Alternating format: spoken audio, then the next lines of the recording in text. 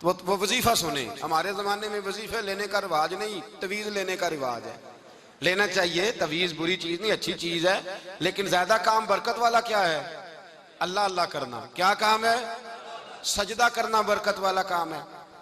हजरत अब्दुल्ला बिन जाफर तैयार कहते हैं मैंने कर्जा लेना था जुबैर बिन अवाम से, वो विसाल कर गए। मैं उनके बेटे के पास गया, अब्दुल्ला बिन जुबैर के पास। मैंने कहा पैसे लेने थे। कहा बिल्कुल लेने हैं, मेरे अब्बा जी मुझे वसीयत करके गए, लिख के गए कि ये पैसे देने, और वो ये लिख के गए हैं। मैं जिंदगी भर कोशिश करता रहा हूं, अदा नहीं हो सके। बेटा तेरी जिम्मेदारी है मेरे कर्जे अदा करना। अब्दुल्ला बिन जुबैर रदी अल्लाह तआला अन्हु कहने लगे मैं इंशाअल्लाह आपकी रकम दे दूंगा। तो अब्दुल्ला बिन जाफर तैयार कहने लगे भाई हम दोनों आपस में हैं, कोई शय नहीं छोड़ के गए आपके अब्बा जी, कोई चीज नहीं। तवज्जो है मेरी बात पर?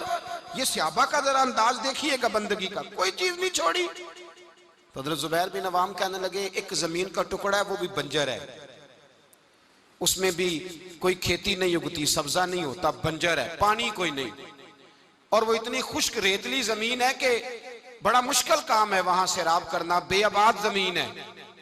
हजरत सैयदना अब्दुल्ला बिन जाफर कहने लगे तू इस तरह कर, वो मुझे सारी ना दे, उसमें से थोड़ी सी मुझे दे दे, मैं 10 लाख दिनार के बस वही रख लेता, तेरे बाप का कर्जा अदा हो गया, दे तो सही।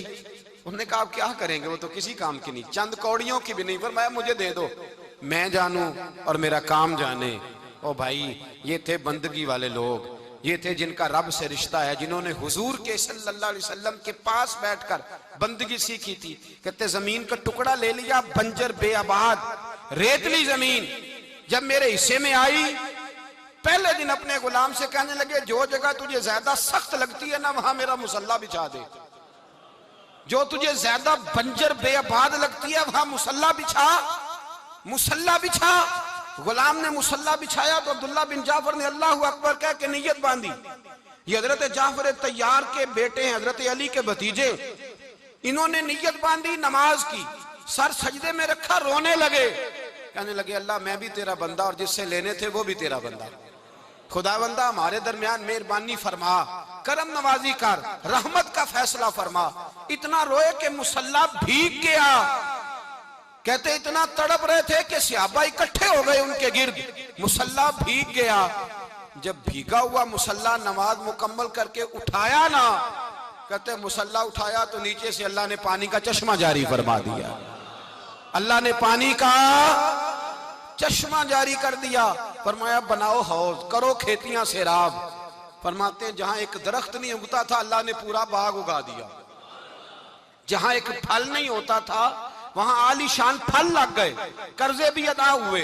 हजरत जुबैर बिन अवाम के बच्चों के पास माल दौलत भी बच गया। लोग जब कहते हैं ये सारी किस चीज की बरकत है, और फरमाते ये सारी सजदों की बरकत है, ये रब की बंदगी की बरकत है जी, उसकी बारगाह में नमाज पढ़ने की। मुसलमान तवज्जो नहीं करता, तवज्जो नहीं, जाग रहे हैं आप हजरात?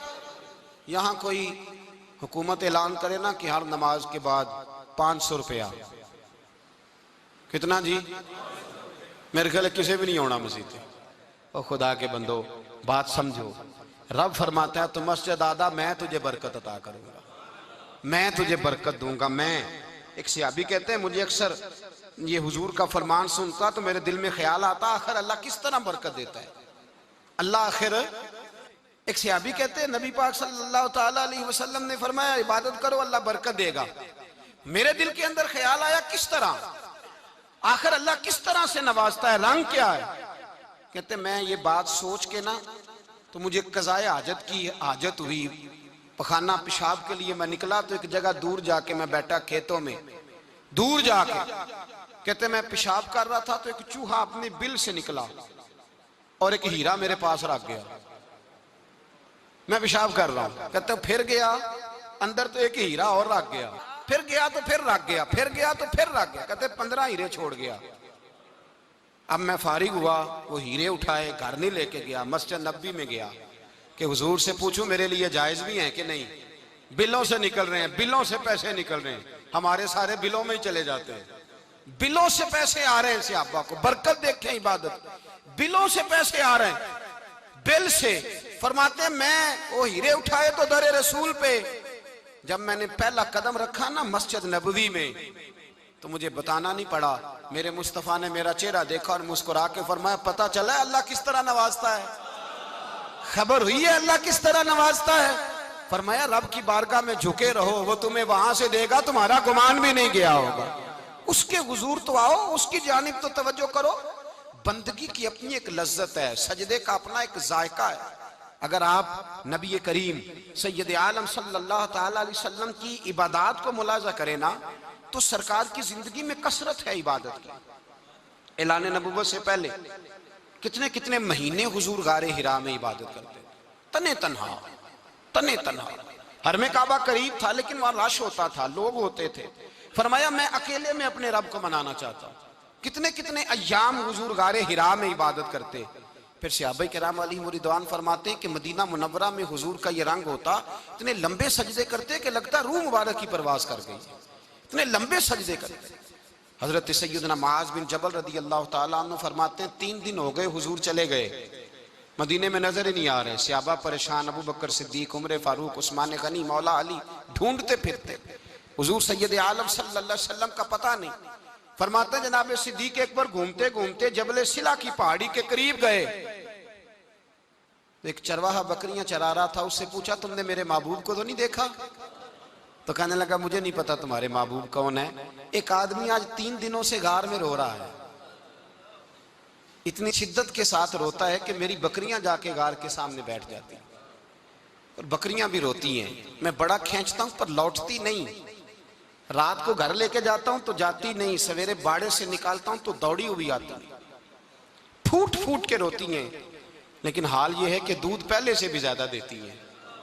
हजरत अबू बकर सिद्दीक कहने लगे यही तो मेरे रसूल पाक अलैहिस्सलातु सलाम के नबी होने की अलामत है। इस सहाबा को बुलाया, 3 दिन से हुजूर सजदे में। कितने दिनों से? यहाँ सजदा लंबा हो जाए तो इमाम के पीछे लोग भागने लगते हैं कि साहब आप तो फारिग हैं, मुझे तो ड्यूटी पे भी जाना था। 3 दिन से हुजूर सजदे में, इतना तवील सजदा, इतना तवील। सहाबा कहते हैं कदमों में जाके लगे, महबूबा बस करें आ जाएं। तो हुजूर ने फरमाया रब ने सूरह हूद नाजिल कर दी है, सख्त हुक्म आ गए हैं। वो कहता है मैं तेरी उम्मत से हिसाब पूछूंगा, मैं अपने रब को मना रहा हूं, बकर जाओ मुझे मना लेने दो। हुजूर ने हमें बतलाया है कि रब को सजदा करें तो रब मानता है, उसको मनाने का तरीका सजदा करना है, झुकना है, इबादत करना है। कहा वो मानेगा तो मैं आऊंगा। तड़प गए सहाबा। और एक रवायत ऐसी भी है कि जब बात ना बनी तो हजरत फातिमा से अर्ज किया।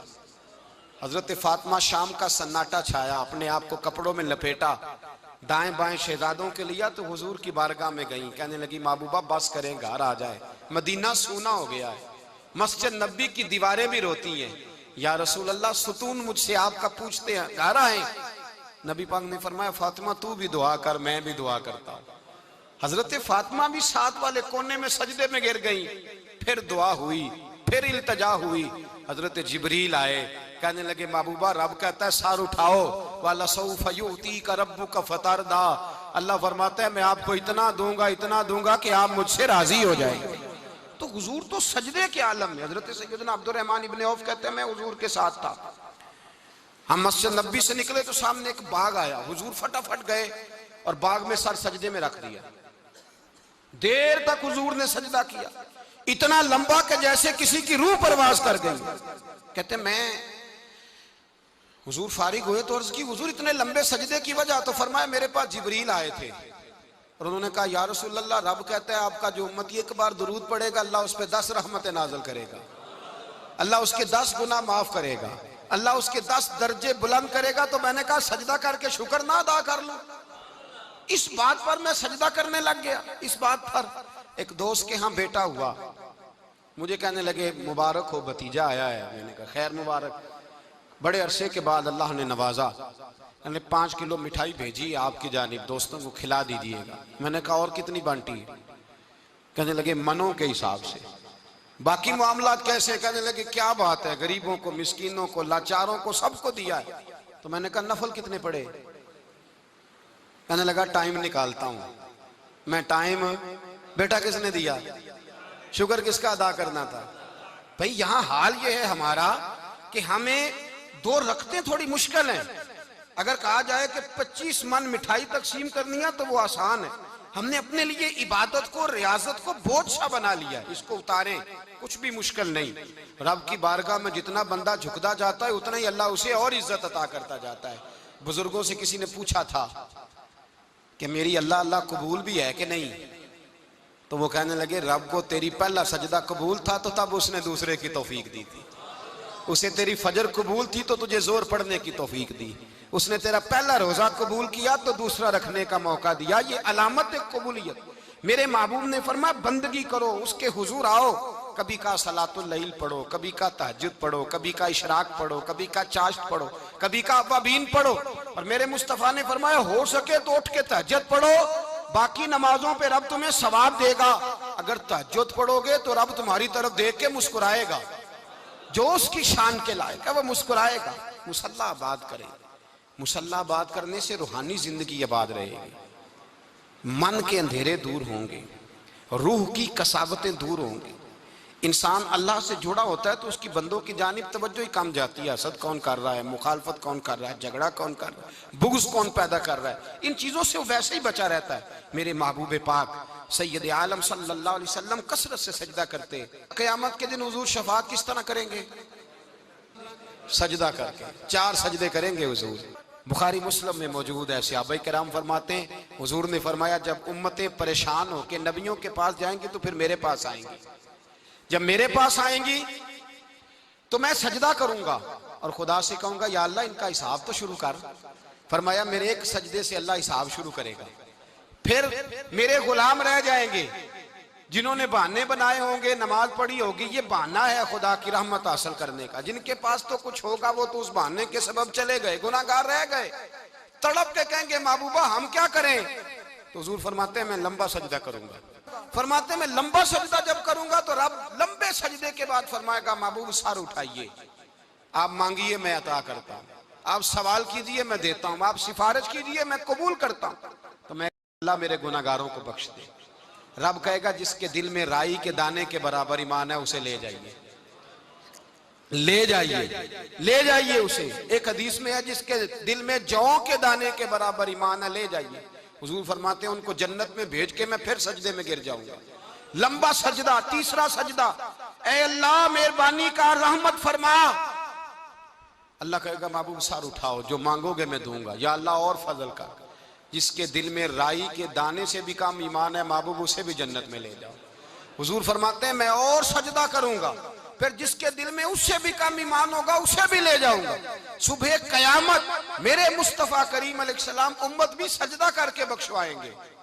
जब हुजूर सजदे कर रहे हैं तो उम्मत क्यों नहीं कर रही? हुजूर सजदे करके बख्शवाएंगे, उम्मत सजदा ही नहीं कर रही, तवज्जो ही नहीं कर रही। मेरे भाई सजदे की इतनी कैफियत है, इबादत की इतनी लज्जत है कि हजरत आयशा फरमाती हैं तेज आंधी आती तो हुजूर नमाज पढ़ने लगे, तेज आंधी आती तो नमाज पढ़ते, बारिश ना होती तो नमाज पढ़ते, बारिशें ज्यादा होती तो नमाज पढ़ते, सूरज ग्रहण होता तो हुजूर नमाज पढ़ते, चांद ग्रहण होता तो नबी पाक, बल्कि हजरत आयशा कहती है ग्रहण लगा चांद को तो हुजूर ने फटाफट सर सजदे में रख दिया और नमाज के बाद हुजूर रोने लगे, कहने लगे ए अल्लाह तूने कहा नहीं था कि मैं तेरी मौजूदगी में इन्हें अजाब नहीं दूंगा। अल्लाह दरगुजर कर अपने बंदों से, रहमत फरमा, करम नवाजी फरमा। फरमाया हर मौके पर हुजूर नमाज पढ़ते। सैयद आयशा सिद्दीका फरमाती है कभी कभी मेरे बिस्तरे नूर में हुजूर होते, फरमाते अबू बकर की बेटी तो इजाजत दे तो रब को राजी ना कर लूं। मैं कहती मेरी क्या जुर्रत है। तो हुजूर नमाज की नीयत बांधते।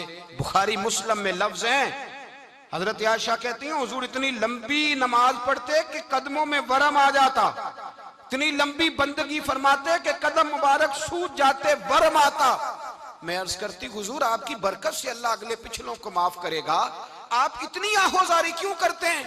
अल्लाह ने आपको महबूब बनाया है, शफाअत का हक दिया है, सबसे आला उम्मत दी, हुजूर इतनी आहोजारी। तो हुजूर फरमाते आयशा तूने बताया ना रब ने मुझे बड़ा दिया है, अफला अकूना अब्दन शुकूरा, अब मैं रब का शुक्रिया अदा ना करूं? मैं लंबी नमाजें पढ़ के उसका शुक्रिया अदा करता हूं, उसकी बारगाह में हाजिर होता हूं। मेरे भाई नमाज नहीं तो इंसान काहे का, सजदा नहीं तो उसने जिंदगी कहां बिता दी। अगर अल्लाह की बारगाह में एक सहाबी ने सर सजदे में रखा तो माथे पे मिट्टी लग गई, वो झाड़ने लगे। मेरे करीब ने फरमाया ना झाड़, जब तक सजदे की मिट्टी पेशानी पे रहती है अल्लाह के फरिश्ते दुरूद पढ़ते रहते हैं। इसे रहने दो, ये तो लज्जत है। इज्जत वाला वो है जो मालिक की बारगाह में। हजरत सिला बिन अशीम के बारे में सहाबा कहते हैं बड़े इबादत गुजार थे, नेक थे। हजरत अनस बिन मालिक कहते हैं हम नौजवानों का दिल किया कि जरा इस सहाबी की इबादत का तो पता करें, किस तरह की है इबादत का तो पता करें। फरमाते हैं जंग का मौका था, रात के वक्त जब दुनिया सो गई ना तो वो भी लेट गए। जब देखा सब लोग सो गए तो चुपके से उठे तो जंगल में चले गए। जंगल में जाके नमाज की नीयत बांध ली। रसीला बिन अशीम सहाबी है, वहां नमाज पढ़ने लगे। कहते हैं मैं भी पीछे पीछे हो गया कि पता तो करूं किस तरह पढ़ते हैं। थोड़ी देर गुजरी तो शेर आ गया। शेर ने आके धाड़ा, ललकारा। फरमाते हैं मैं डर के दरख्त पे चढ़ गया। हजरत सिला बिन अशीम ने नमाज का सलाम फेरा, इत्मीनान के साथ शेर से कहने लगे और जा चला जा, कहीं और रिस्क तलाश कर, मैं तो अपने रब की इबादत कर रहा हूं, मैं तो उसकी बारगाह में झुका हुआ हूं, मुझ पर तेरा कब्जा नहीं हो सकता। जब जंगली दरिंदों का कब्जा नहीं हो सकता तो किसी और दरिंदे का इबादत गुजार पे कब्जा हो सकता है। हजरत अनस बिन मालिक फरमाते हैं मुझे समझ आ गई, जो दरिंदों से बचना चाहे, जालिमों, जाबिरों, फासिकों से बचना चाहे, वो अपने आप को रब की बारगाह में झुकाए, वो उसके हुजूर हाजिरी दे। जो बचना चाहे, मेरे भाई रमजान मुबारक आया, मस्जिदें भरी, 2-3 दिन 4 दिन नई सफ़ें खरीदी लोगों ने। फिर 2-4 रोजे गुजरे, फिर चंद दिन गुजरे, फिर वही मामूल के नमाजी, मामूल के नमाजी। एक बात बताओ, गखड़ में ना 4-5-6 कब्रिस्तान है। उन कब्रिस्तानों की तख्तियों को कभी पढ़ें जाके। ऐसे लोग आपको मिलेंगे जिनकी वजह से हुकूमतें चलती थी, वो सो गए तो पीछे काम बंद हो गया। क्या हुआ? काम चल रहा है कि खत्म हो गया? बेटा जिसका गुजारा नहीं ना होता बाप के पास, वो कहता मैं जी नहीं सकूंगा, वो भी जीता है और खुल के जीता है। बीबी कहती है मेरे तो सर से ताज उठ गया, जिंदगी कैसे गुजरेगी? कुछ भी नहीं होता, सब होता। 20-20 साल औरतें बेवा की जिंदगी गुजार के चली जाती हैं। ये जो हमने अपने ऊपर बहुत ज्यादा बोझ रखा हुआ ना, झूठ बोलते हैं बहुत सारे लोग, मुझे वक्त नहीं मिलता नमाज का, ये बहुत बड़ी जुर्रत है, बहुत बड़ी। मुझे मेरा कोई दोस्त कहे ना मेरे पास टाइम नहीं आपके पास आने का, तो हो सकता है मैं बिगड़ जाऊं। तू कैसा यार है, मिलने का टाइम नहीं तेरे पास? वो मेरे भाई तू अल्लाह से ही कह रहा है कि मेरे पास टाइम नहीं तेरे पास आने का, और रब से ही कह दिया तूने, अल्लाह से ही कह दिया है। नमाज इतना जरूरी काम कि हुजूर का विसाल का वक्त आया, ऐन उस वक्त भी हुजूर ने फरमाया मेरी 2 बातें याद रखना। हुजूर क्या फरमाया कि गुलामों से अच्छा सलूक करना, दूसरा अपनी नमाज की हिफाजत करना, इसे छोड़ना ना। और सहाबा कहते हैं जब हुजूर को बड़ी नकाहत हो गई, बज़ाहिर कदम नहीं उठाया जाता, उस वक्त भी फरमाया मुझे 2 बंदे उठा के ले जाओ, मैं मस्जिद जाके नमाज पढ़ना चाहता हूँ। नमाज इतना बड़ा काम कि हुजूर ने फरमाया जो खड़े होके ना पढ़ सके बैठ के पढ़े, बैठ के ना पढ़ सके लेट के पढ़े, लेट के ना पढ़ सके इशारे से पढ़े।